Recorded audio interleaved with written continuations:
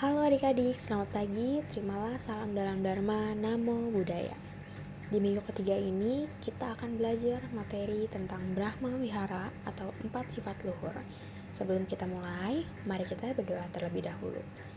Terpuji Buddha, Dhamma, dan Sangha, inilah waktunya ku belajar. Aku belajar bersungguh-sungguh agar papa mama bahagia. Semoga semua bahagia. Sadu, sadu, sadu. Adik-adik sini pasti sudah pernah mendengar tentang Brahma Wihara ini kan? Ya benar, Brahma Wihara ini adalah 4 sifat luhur yang mungkin kita sering dengar atau sering ucapkan. Jadi Brahma Wihara ini ada 4 ya adik-adik, dan pada hari ini Cici akan menjelaskan sedikit tentang 4 sifat luhur. Oke, yang pertama kita bahas adalah metta. Metta artinya cinta kasih yang universal, tidak memandang siapapun, cinta kasih yang ikhlas tanpa pamrih.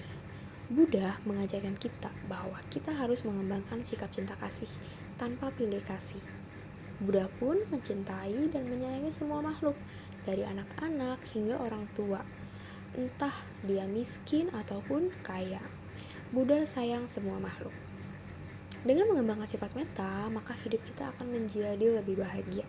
Kenapa? Karena dengan mengembangkan sifat metta, kita tidak akan mudah membenci seseorang. Sebagai contoh, sifat metta itu layaknya cinta seorang ibu terhadap anaknya. Artinya, cinta yang benar-benar tulus tanpa pamrih, karena tidak ada orang tua yang meminta balasan terhadap anaknya. Dan juga kasih sayang orang tua itu tanpa pilih kasih. Jadi kepada kakak atau adik, cinta dan kasih sayangnya pasti sama. Oke adik-adik, kita lanjut ke yang kedua, yaitu karuna. Karuna merupakan sifat belas asih atau kasih sayang yang timbul karena adanya perasaan iba atau kasihan bila melihat ada makhluk yang menderita atau ada orang lain yang menderita. Nah, maksud dari perasaan iba adalah ketika kita melihat makhluk lain menderita atau bersedih, kita akan merasa kasihan. Tapi kasihan di sini bukan hanya dalam bentuk pikiran dan ucapan, tapi juga dalam bentuk perbuatan. Jadi kita harus berbuat baik juga ya adik-adik, jangan hanya dipikirkan dan ucapan saja. Artinya, orang yang mempunyai sifat karuna, maka akan timbul perasaan atau diri kita itu tergerak untuk membantu makhluk tersebut. Contohnya, ketika kita melihat ada pengemis yang lapar, kita bisa memberi uang ataupun makanan.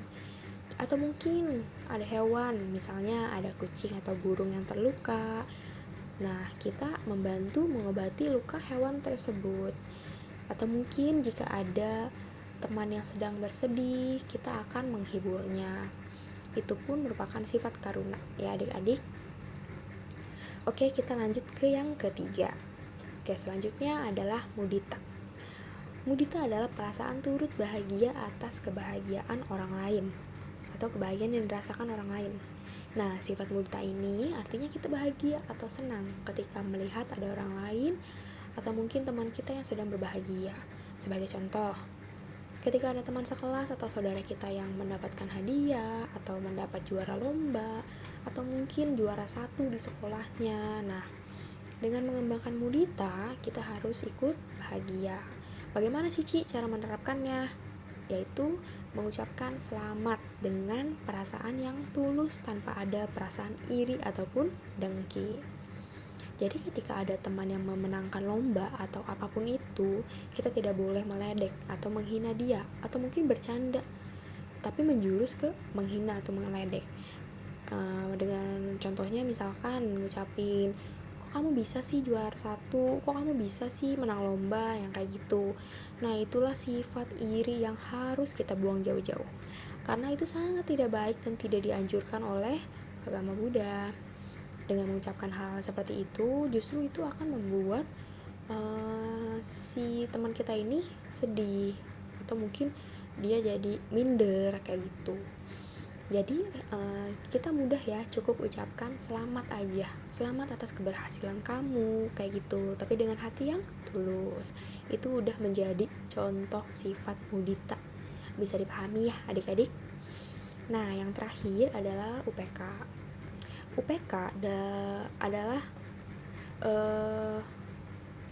batin yang seimbang, yaitu kondisi batin yang tenang dan tak tergoyahkan, baik oleh hal yang membuat kita bahagia maupun membawa penderitaan. Nah, adik-adik, sifat UPK ini sangat wajib kita terapkan dalam kehidupan sehari-hari. Kenapa? Karena kita harus bisa mengendalikan perasaan kita ketika senang ataupun sedih. Ketika kita bahagia, kita tidak boleh berlebihan, karena bisa jadi kita malah melekat terhadap kebahagiaan tersebut, yang artinya ketika kebahagiaan itu hilang, kita akan sedih, sangat-sangat sedih, bahkan bisa jadi depresi atau mungkin yang lainnya yang lebih buruk gitu. Nah, begitupun sebaliknya, ketika kita sedih, kita tidak boleh sedih yang berlebihan, karena pada dasarnya dunia ini seperti roda yang berputar. Kita tidak akan selamanya bersedih, pasti akan merasakan kebahagiaan juga. Dan ketika kita bahagia pun pasti kita akan merasakan namanya penderitaan. Nah, jika kita mengembangkan sifat UPK, kita bisa seimbang dalam menyikapi kondisi duniawi. Seperti itu ya adik-adik. Oke, adik-adik, itulah penjelasan mengenai 4 sifat luhur yang disebut juga Brahma Wihara. Semoga bisa dipahami ya adik-adik. Dan untuk hari ini akan ada tugas dalam bentuk pertanyaan yang harus adik-adik jawab.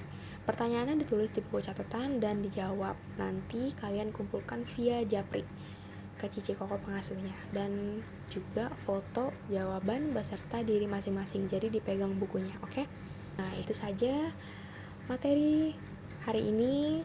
Terima kasih sudah mengikuti Sekolah Minggu Online. Sampai jumpa di minggu berikutnya. Sabe sata bawantu sukitata, semoga semua makhluk hidup berbahagia. Terimalah salam dalam Dharma, Namo Buddhaya. Sampai jumpa.